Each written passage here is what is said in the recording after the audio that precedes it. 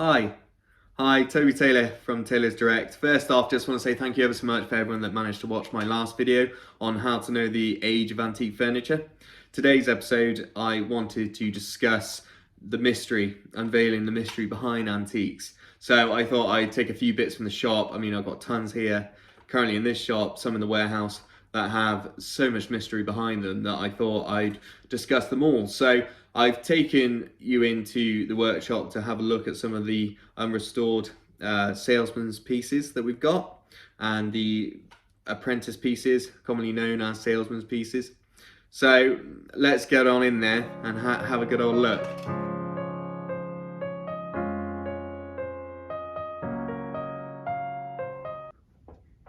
So here we are in the workshop at the moment, where you can see we've got a few pieces here known as salesman's pieces or apprentice pieces. This is one we're currently having restored. Lovely old one. We found some jewellery in it, as you can see. Typically a lot of people nowadays do use them as jewellery cabinets. Quite a nice idea for your home. But why they are called apprentice pieces and salesman's pieces? As you can see, they're very small. Now, back in the day when somebody made one, they couldn't lug a big version of that or that to somebody's house to say, look what I can make, I can make this and sell you it. So what they would do is they'd make sort of a prototype, really, a small version. They'd take it to somebody's house, they'd knock on the door and they'd say, hi, look, I can make this bank of drawers or chest of drawers or cupboard, whatever it may be. It would be fit to the room, what sort of size you'd like it in, and then they would discuss it there. So sort of very old sales tactics, but what they would do is essentially make them small enough to transport, so when they go and meet people, clients, anyone that wants any furniture made, they would have something to show down to scale. So they're quite hard to find due to the fact that they are one-offs, really. Finding a good one in good quality is always tricky to find.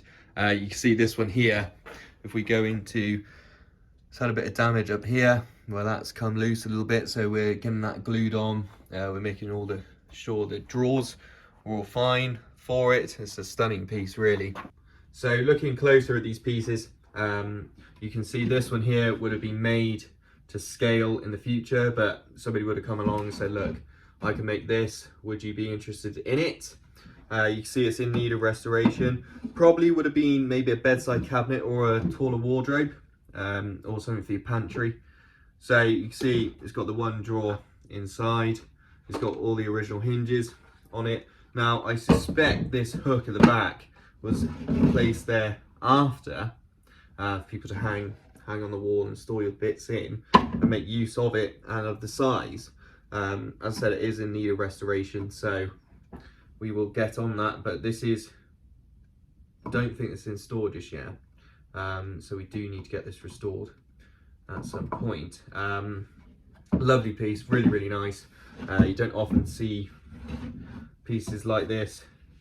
They're very careful of the quality that they produced back in the day, even if it was this size or a larger size. So it would have been very easy for somebody to carry this to someone's door and say, hi, I can make this, would you be interested? No? Okay, cool, next door. Moving on now, you do have these lovely little bank of drawers, probably would be in a 2/2, so that's the drawer, you got 2/2, chest of drawers that somebody would have made for someone. This one is in lovely quality. A really nice piece. So again, similar to the pot side or the wardrobe there, somebody would have taken this along to somebody and said, hi, I can make you this chest of drawers, would you be interested in it? But again, a lot of people use these for jewellery boxes, which I think is a great idea if you do have trinkets and things like that. And that's typically, a lot of my customers do come in saying, look, I'm trying to find something to hide away my jewellery, bracelets and things like that. Do you have anything? And I sort of point them in the direction of these. When I do have them in store, they're quite a nifty thing, but I don't often come across them. This one is online. It will probably need a bit of restoration. The patina on it, now patina is the original polish or wax that was used first, and then it's been built up on over the years to create the patina. So this has got quite a nice finish on it already. so it does need a little bit of a wax, I would imagine. So as you can see, a 2/3. As I said, you have a look at all the little drawers that they made. When I talk about the quality and the time that people went into even these smaller pieces just to show their craft, as you can see inside, it's all nicely lined, everything's solid, everything's there. Again, I don't know if you watched my, let me get down. I don't know if you watched my last episode on how to tell the difference in, or know the age rather, sorry, how to know the age of antique furniture. But you can see this is a Victorian piece, as you can tell by the dovetails that run along the side. I can't quite see, I've got a new camera, you see, so I'm struggling to figure it all out. But you got the dovetails, you might be able to see if I zoom in. So all differently made, all different sizes. So you can tell somebody did this by hand and put the piece together. But again, with all the drawers done to the same, there was really no cutting corners when it comes to it. So all of these are the same. You can see all the dovetails don't quite match. Also, just noted on this one, so this dovetail, I didn't mention it in the last episode, but this dovetail has shrunk. So that's quite a cool way to indicate the age of something. Obviously wood shrinks over time. Let me get back down. Wood shrinks over time.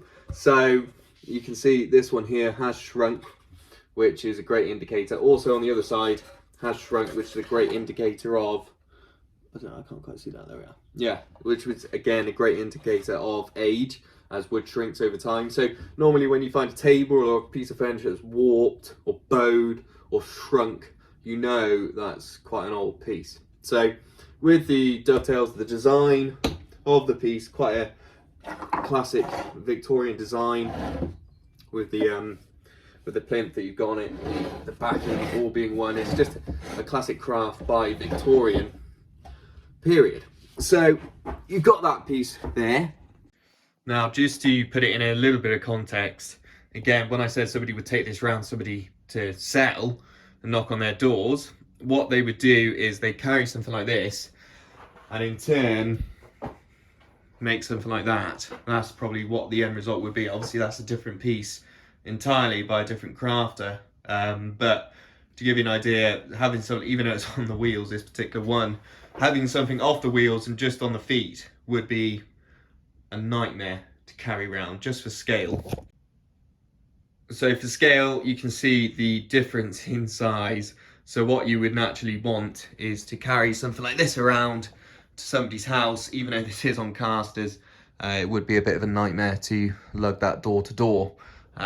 So it would be best to take something like this, take it to somebody's house and say, look, I can make you this one, what would the size be? And then you give them the size, I don't know, 100 by 100 centimeters, whatever. I mean, that's quite big actually, but you know, you take the sizes down, you say, okay, great, I'll come back in a few weeks, and you bring something like this. So that'll give you an idea as to why it was worth making something like that. Okay, great. Well, look, hopefully this gives you an idea as to why the smaller pieces are very hard to find and why they're called apprentice and salesman's pieces. Again, if we look at, so it was a prototype for somebody to take it to somebody's house and say, look, what I can produce, would you like one? So that could be down to scale. A few little tips in there as to what you can tell the age of these particular pieces. Again, if you didn't see it, watch my last video. That gives you an idea on dovetails, you know, artisanry, things like that. But yeah, lovely, lovely, lovely pieces. They have a lot of history. You can imagine someone taking this round to somebody's house, the amount of times it's been lifted up. Oh, that's being restored. I should not be doing that. So you can sort of, right. So you can really tell the quality that people put in back in the day in their antiques. Again, another sign as to why antiques is quite a good way to go if you are looking for a quality piece. I mean, if you have a look at the size, I mean, I've got hundreds of things on there, 100 things that aren't in there, shipments coming down, and I look at all these pieces and I think, you know, this piece here or this piece here, you know, it's been in the world for 200, 300, 400 years, you know, and after we restore them, if they aren't in a bad way, they're going to last another 200-300 years. So having an heirloom like that in your family, I'm sure you've got one where, I don't know, your granny, your grandpa, your mum, your dad, or whoever's had a piece of furniture that's been passed down and passed down. It's because of the quality was so good back in the day. You know, they really were making making stuff properly. Well, not that they're not now, but you know, every antique really has a story behind it and the quality behind it, which is great. So yeah, sorry, I rambled on a little bit, but I hope that gives you an idea of apprentice pieces slash salesman's pieces, as to why they are the size they are. I get asked it quite a lot when people come in and see these pieces, and they say, why are they so small? Oh, well, it's because of this. So hopefully this will explain and help out. Again, if you didn't watch the last video, have a little look. It'll probably explain why I was harping on about the dovetails and the nails and the joints and the age and things like that. But once again, thank you very much for my flies have been down the whole time. Geez, sorry about that. Thank you very much for watching this. I'll skip it back over to me sitting in my chair. Okay, good. So hopefully that gives you a better understanding, as I said, of why they're called salesmen's or apprentice pieces.